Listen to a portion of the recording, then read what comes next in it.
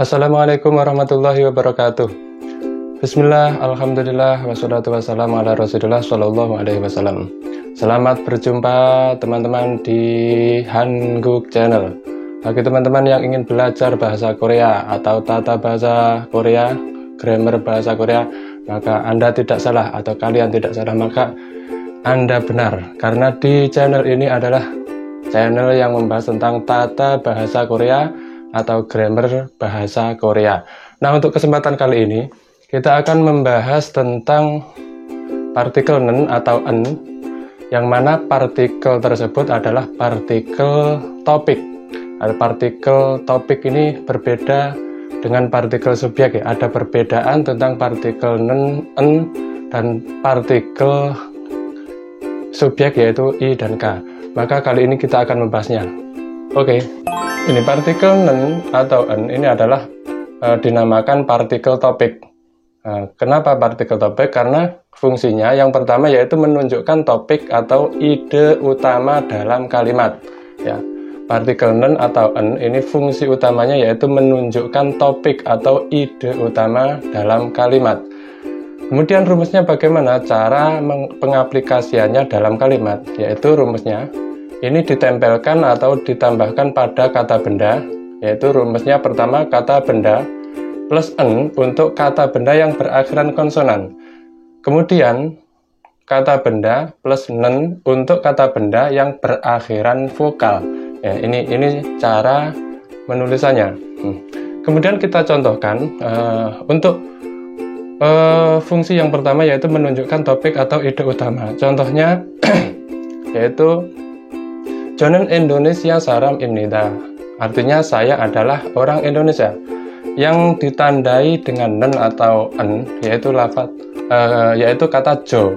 Jo ini ditandai dengan menggunakan nen, yang mana nen ini adalah fungsinya sebagai penanda topik utama atau ide utama dalam kalimat ini. Jonen artinya saya, berarti kata jo ini yang ditambahin nen ini merupakan topik utama dalam kalimat ini.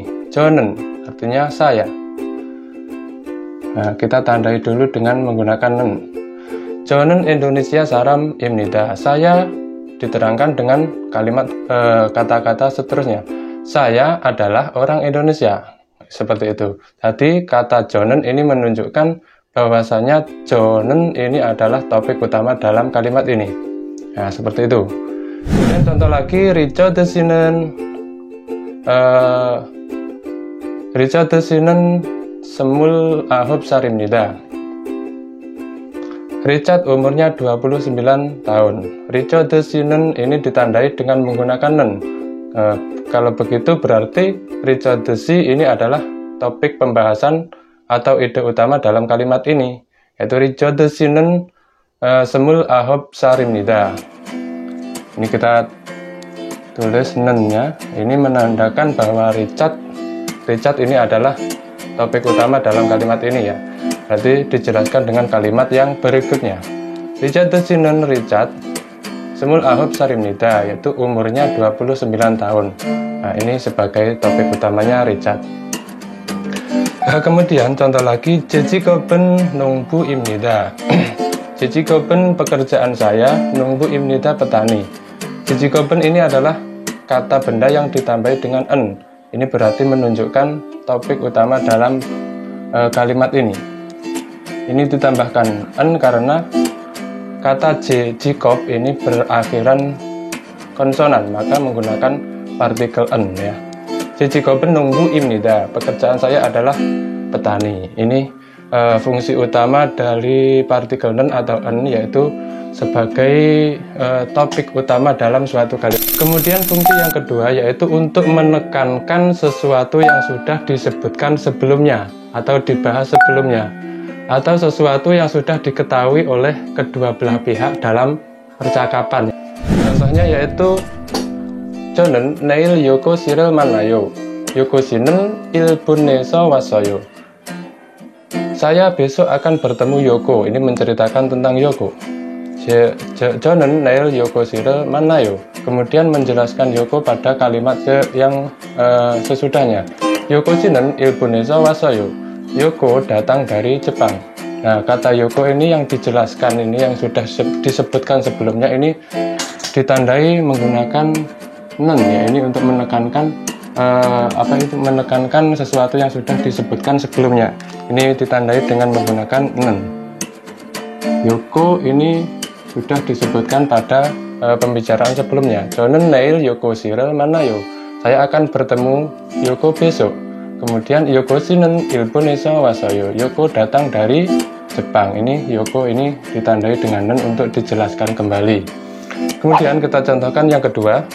Jonen jaknyone New York gasasoyo. Saya tahun lalu pergi ke New York. Nah, ini New York ini dijelaskan lagi pada kalimat yang kedua. New Yorken 정말 아름다웠어요. New Yorken 정말 아름다웠어요.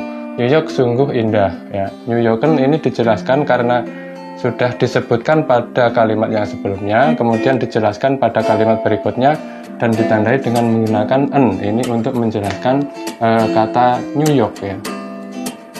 New Yorken karena di sini ditandai dengan partikel en karena di sini kata New York ini berakhiran konsonan. New Yorken 정말 아름다웠어요. Kita ulangi.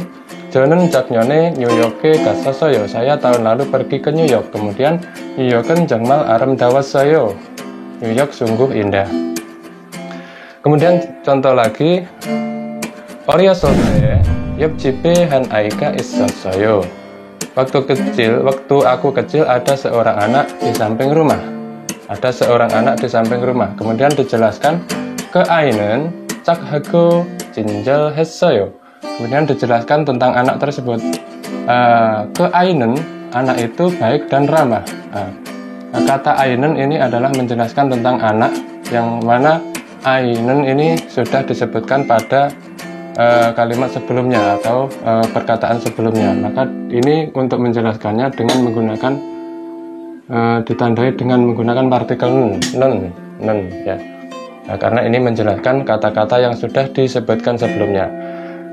Kita ulangi. 어렸을 때 옆집에 한 아이가 있었어요. Waktu aku kecil ada seorang anak di samping rumah. 그 아이는 착하고 친절했어요. Kemudian anak itu baik dan ramah. Seperti ini. Ini maksud dari penjelasan fungsi yang kedua, yaitu menekankan sesuatu yang sudah disebutkan sebelumnya dan sesuatu yang sudah diketahui atau sesuatu yang sudah diketahui oleh kedua belah pihak dalam suatu percakapan. Kemudian untuk fungsi nen atau en yang ketiga, yaitu untuk membandingkan dua hal yang berbeda. Untuk membandingkan dua hal yang berbeda, yang mana dalam kasus ini partikel nen atau en ini tidak hanya masuk pada subjek saja, tetapi bisa masuk pada objek atau bagian lain dari kalimat, misalnya keterangan tempat atau dan lain-lain ya. Jadi tidak hanya masuk pada subjek, tetapi bisa pada objek atau yang lainnya. Kita contohkan di sini. Jadi untuk fungsi yang ketiga, ini untuk membandingkan dua hal yang berbeda. Ini contohnya, ini contoh. Erik은 미국 사람이에요. 사람 ya. 에릭은 미국 사람이에요. 그렇지만 준호는 한국 사람이에요. Erik adalah orang Amerika. Kemudian 그렇지만 준호는 한국 사람이에요. Tetapi Junho adalah orang Korea. Di sini yang penekanan dua hal yang berbedanya yaitu Erik dan Junho. Erik ini orang Amerika, kemudian Junho dijelaskan adalah orang Korea. Nah, ini perbedaan penekanannya ada pada kata Junho dan Erik. Nah, ini menggunakan en.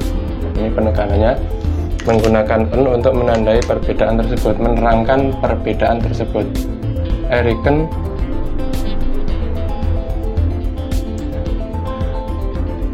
Erik은 미국 사람이에요.